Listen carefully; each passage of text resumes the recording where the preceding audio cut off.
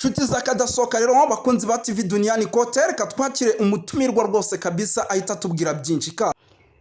Iyo witegereje aba bagabo bari mu bakomeye bari hejuru y'ubushorishori muhari AFC M23, kaba barashoboye kwigarurira ibice bikomeye by'imiji yo mu burasirazuba bwa Kongo, kandi bakaba bakontorora imipaka ya Uganda, y'u Rwanda ndetse n'iy'i Burundi, yerekana yuko igice bafashe gihana umupaka n'ibihugu bitatu, kandi ibyo bihugu bikaba bigirwa ko ingaruka mbi n'umutekano muke uri mu burasirazuba bwa Kongo.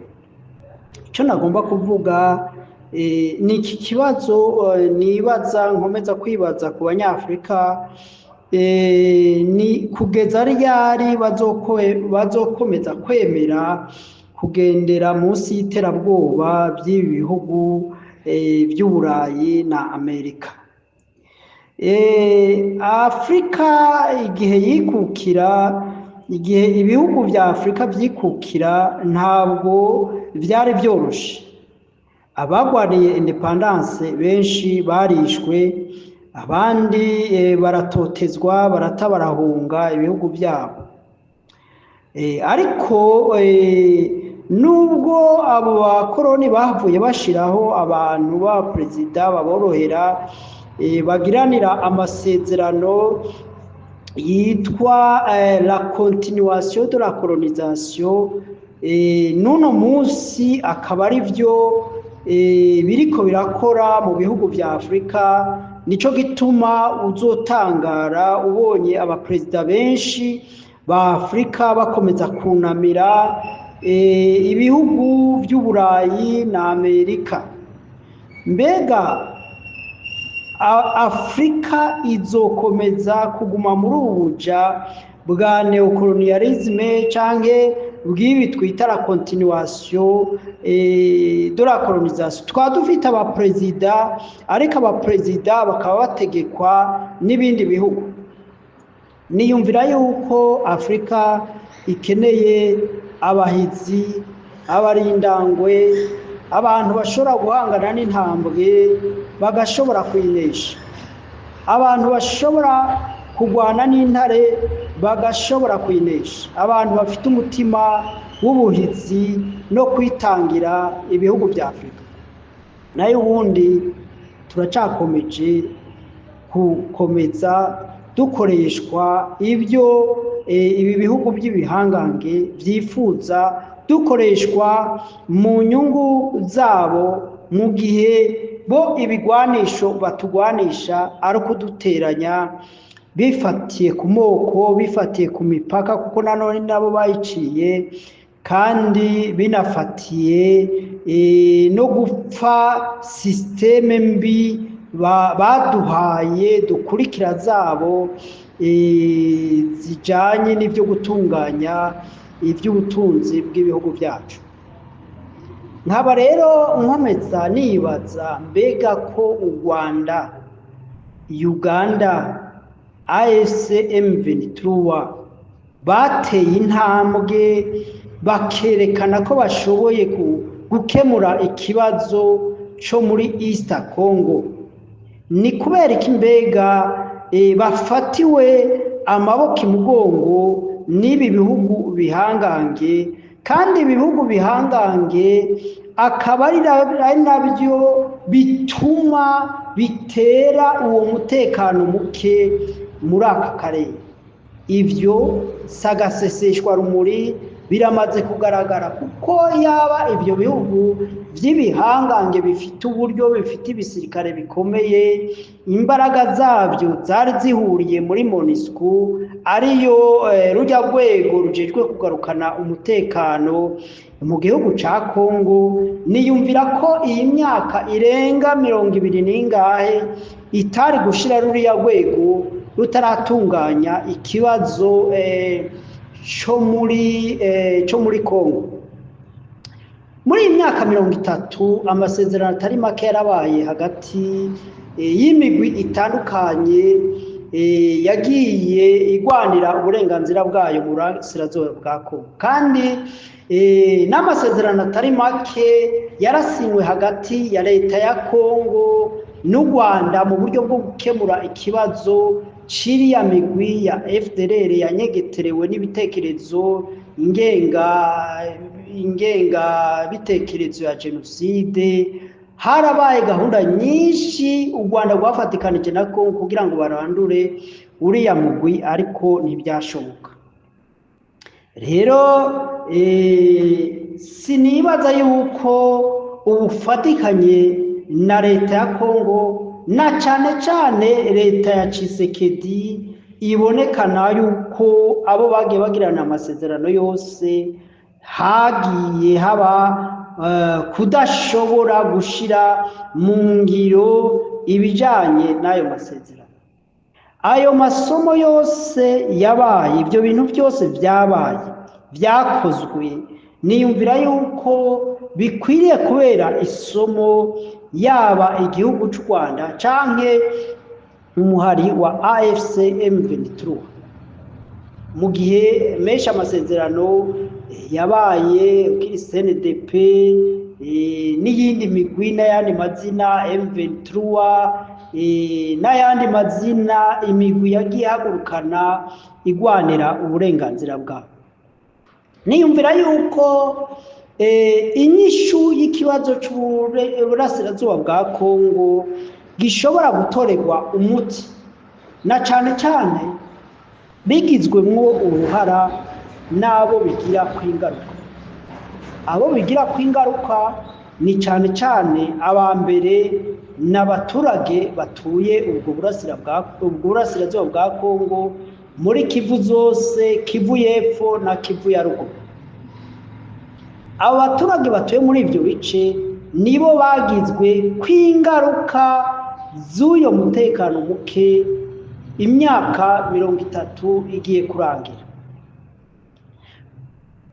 Abakabiri bagirwa ko ingaruka mbi n'umutekano muke muri East Congo ni igihugu ca Uganda, aho imigwi y'iterabwoba, imigwi irimbura, imigwi ikora ibyo twakwita za kamikazi yama yinjira mu gihugu ca Uganda igasasika inganda igateza umutekano muke.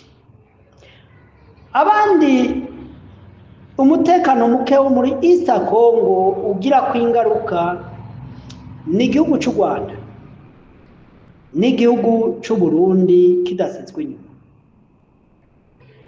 Kinshasa iri kure, ibibera muri East Congo ntabwo biri muri priorite y'ivyo Kinshasa yihutira, kuko babona bari kure cyane, hafi ku birometero 2,000 biyumvira yuko izo ngaruka zitobageraho kuko babona yuko bari kure. Muri ico gihe mu bagize igice kinini ya ca Kongo, ukuyemwo izi province zibiri, Kivu du Sud na Kivu du Nord, nta bandi bantu benshi bashikwa ko n'ubwicanyi n'ibikorwa bikorerwa abaturage bari muri ibyo bice by'iyicarubozo n'ibikorwa bya jenoside. Nta handi hantu mu zindi province nyinshi za Kongo bari muri ayo magorwa no muri iryo curaburindi. Nkaba rero natahura igituma ivyo bihugu, abaturage muri ivyo bihugu, indongozi zo muri ivyo bihugu zidashobora gufatana mu nda, zigafatana mu nda zigashigikira uyu mugwi AFC M23 wagaragaje kushobora gukemura ikibazo cyo muri East Congo, narijya aho bakontorora hose harangwa umutekano n'ibikorwa by'iterambere. Ikindi ca kabiri, bagaragaje yuko aho bakonorora aho bagenzura uno munsi atandyane z'amoko zihari.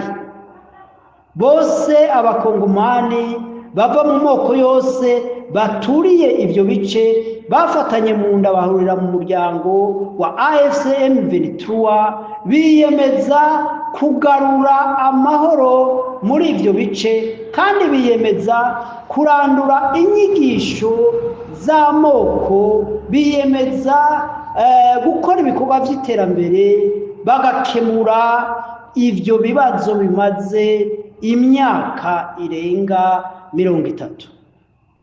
Mbega none mu gihe iyo myaka yose Amerika itigeze ikemura ibyo bibazo, Doha itigeze ikemura ibyo bibazo, n'ibindi bihugu SADC canke n'ibindi bihugu bya East Africa bitigeze bishobora gukemura ibyo bibazo.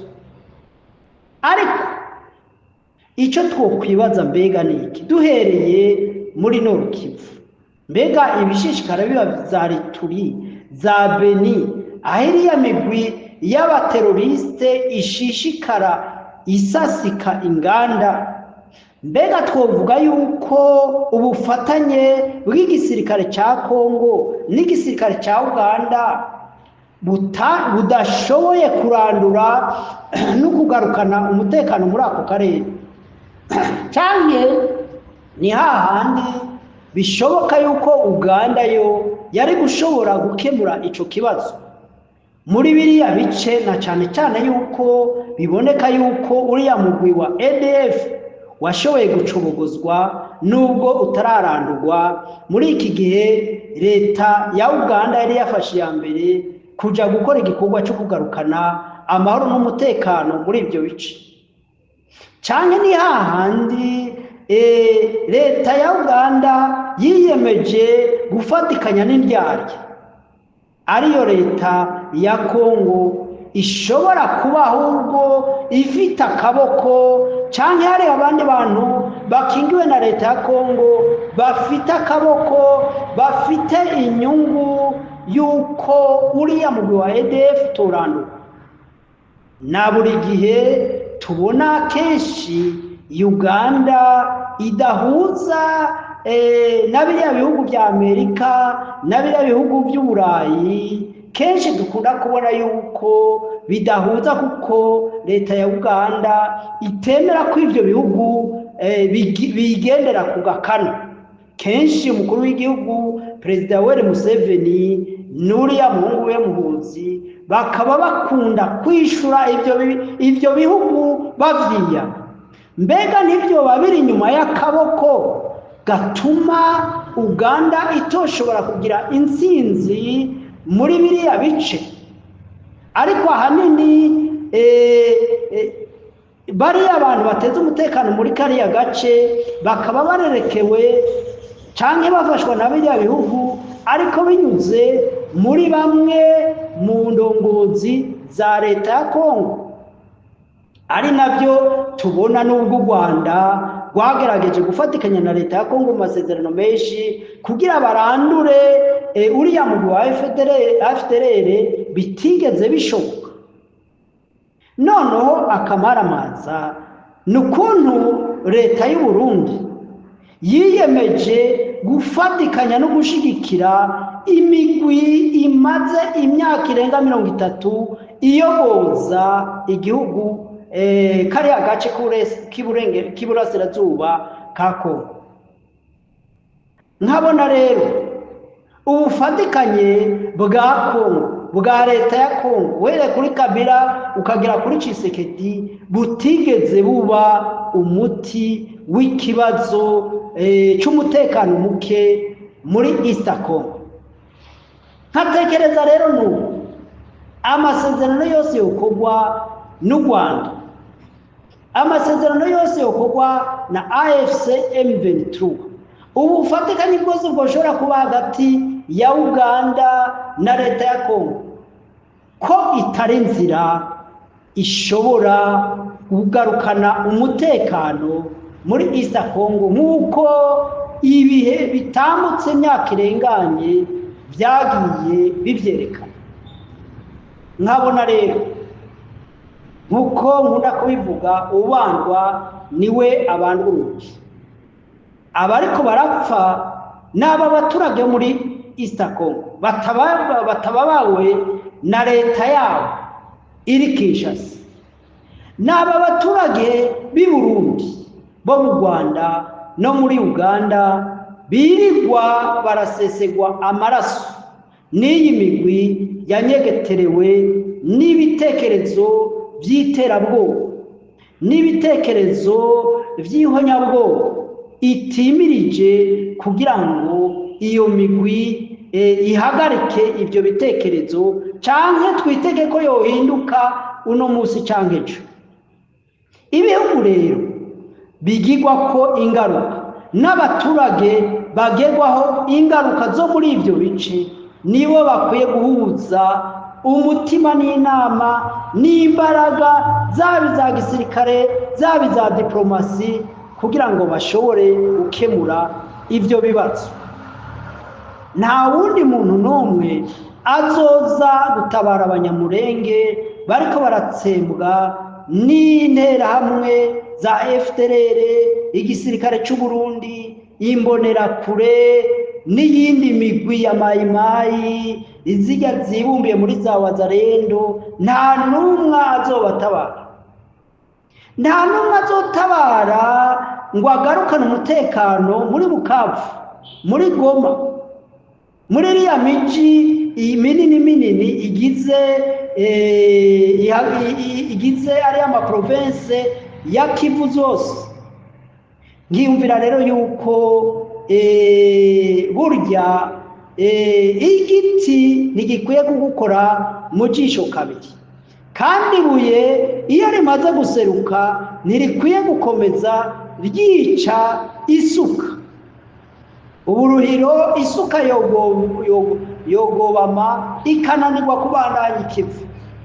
Nico gituma isaba abahurukiye muri AFC M23, ndabizi ko ari benshi n'abakongomane benshi bo mu moko yose no mu ndimi zose, igihugu cy'u Rwanda, igihugu ca Uganda n'abarundi bagifite umutima, kuko turabona yuko leta y'u Burundi yoyo yashimye guhambya iyo migwi y'inkorabara. Ariko turabizi ko iriya leta idaserukira abarundi bose. Hari abarundi benshi bo mu moko yose banyotewe amahoro n'umutekano n'iterambere, bababajwe bari mu marira n'ibikorwa umugambwe CNDD-FDD umaze imyaka 20 ukora mu kwica, mu kurimbura, mu guteza ubukene abarundi. Nkabona rero uwo mugwi w'abarundi ko kwitandukanya na leta y'u Burundi, ukemera gufatikanya na AFC M23, ukemera gushigikira ibikorwa by'u Rwanda na Uganda kugira ngo duharanire umutekano n'iterambere mu karere ka East Africa. Kuko nta muntu n'umwe, yaba umuzungu, yaba umunyaburayi, umunyamerika, yaba umurusiya cyangwa umushinwa, azigera babazwa nuko amaraso y'abavuka muri ako karere, akarere kuzuyemo ubutunzi, akarere kuzuyemo ibyiza, ariko kuzuye abakene, ubwicanyi, amagorwa n'amarira. Nta wundi muntu azohagarara ngo agire icyo akoze atari twebwe nyine.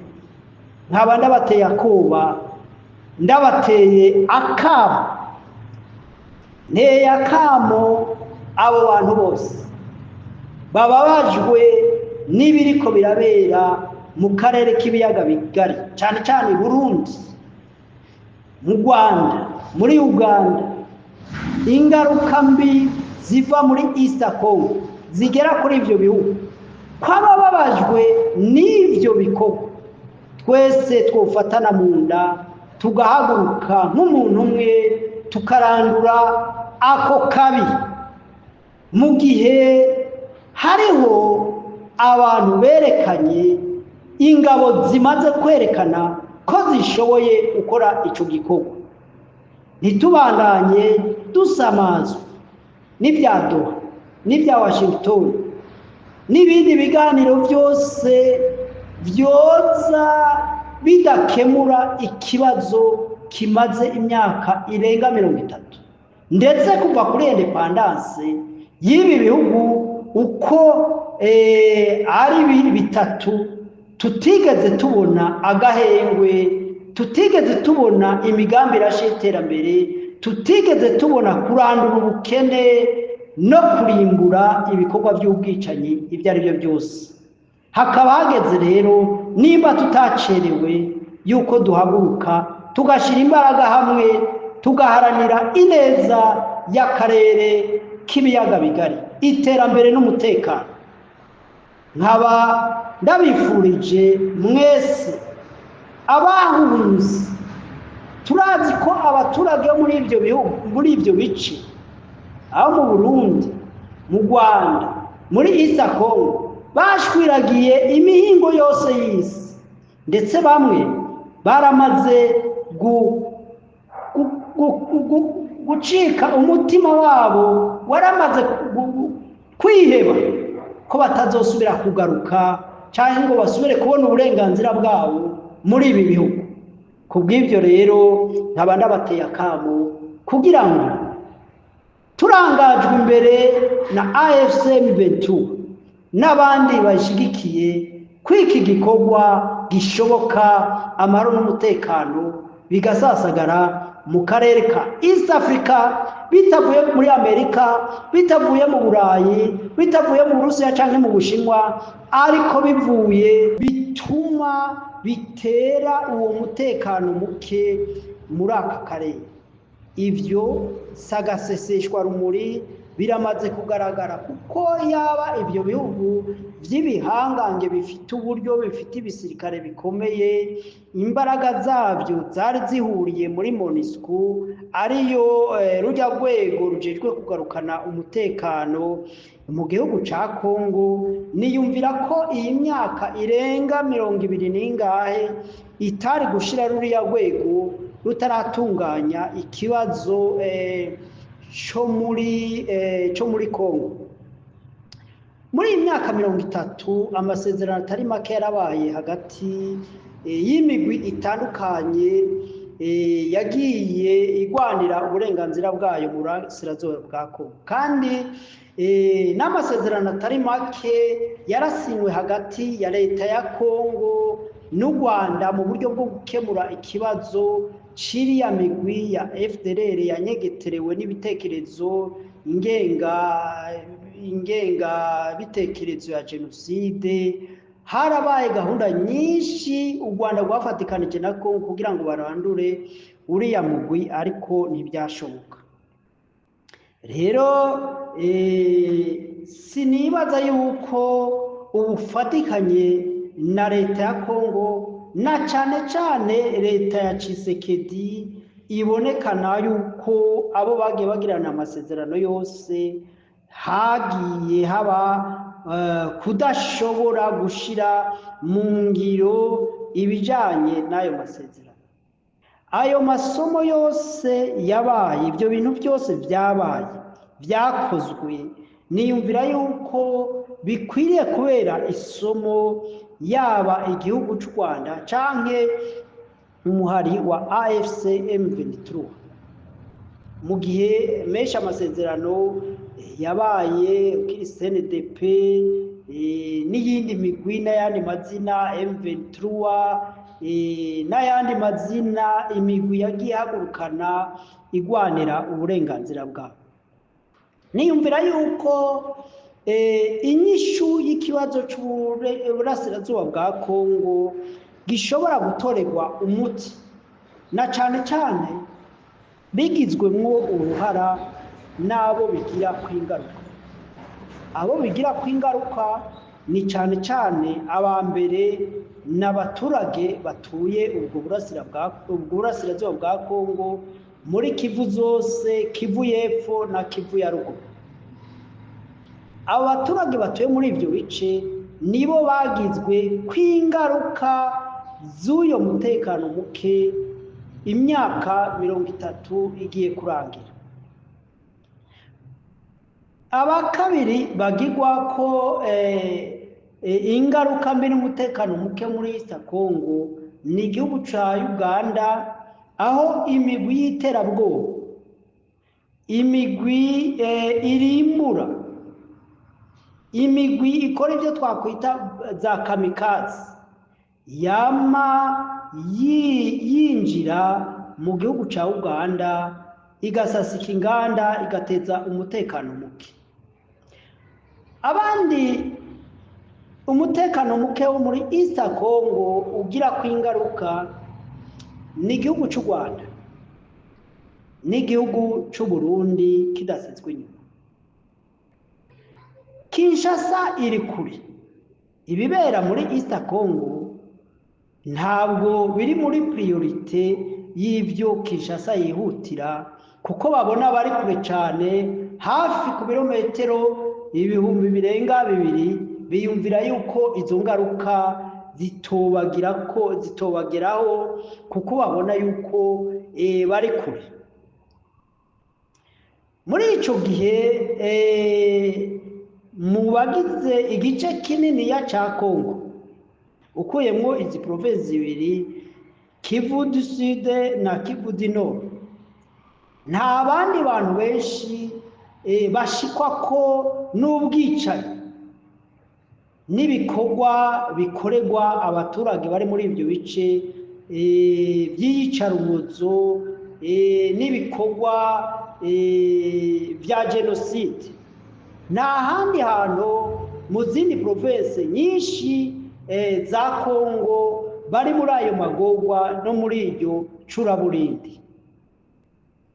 Nkaba rero natahura igituma ivyo bihugu, abaturage muri ivyo bihugu, indongozi zo muri ivyo bihugu zidashobora gufatana mu nda, zigafatana mu nda zigashigikira uyu mugwi AFC/M23 wagaragaje kushobora gukemura ikibazo cyo muri East Congo. Narirya aho bakontorora hose harangwa umutekano n'ibikorwa by'iterambere. Ikindi ca kabiri, bagaragaje yuko aho bakontorora, aho bagenzura, uno munsi atandyane z'amoko zihari. Bose abakongomani bava mu moko yose baturiye ivyo bice bafatanye mu nda, bahurira mu muryango wa AFC/M23, biyemeza kugarura amahoro muri ivyo bice, kandi biyemeza kurandura inyigisho z'amoko, biyemeza gukora ibikorwa by'iterambere, bagakemura ivyo bibazo bimaze imyaka irenga 30. Mbega none mu gihe iyo myaka yose Amerika itigeze ikemura ivyo bibazo, Doha itigeze ikemura ivyo bibazo, n'ibindi bihugu SADC canke n'ibindi bihugu vya East Africa bitigeze bishobora gukemura ivyo bibazo. Ariko ico twokwibaza mbega niki, duhereye muri Nord Kivu, mbega ibishishikara biba za Ituri, za Beni, ahiriya migwi y'abateroriste ishishikara isasika inganda, mbega twovuga yuko ubufatanye bw'igisirikare ca Congo n'igisirikare ca Uganda budashoboye kurandura no kugarukana umutekano muri ako karere? Canke ni hahandi bishoboka yuko Uganda yo yari gushobora gukemura ico kibazo muri biriya bice, na cane cane yuko biboneka yuko uriya mugwi wa ADF washoboye gucobogozwa nubwo utararandurwa. Muri iki gihe leta ya Uganda yari yafashe ya mbere kuja gukora igikorwa cyo kugarukana amahoro n'umutekano muri ibyo bice. Canke ni hahandi leta ya Uganda yiyemeje gufatikanya n'indyarya ariyo leta ya Kongo ishobora kuba ahubwo ifite akaboko canke hari abandi bantu bakingiwe na leta ya Kongo bafite akaboko bafite inyungu yuko uriya mugwi wa ADF turanduka. Na buri gihe tubona kenshi Uganda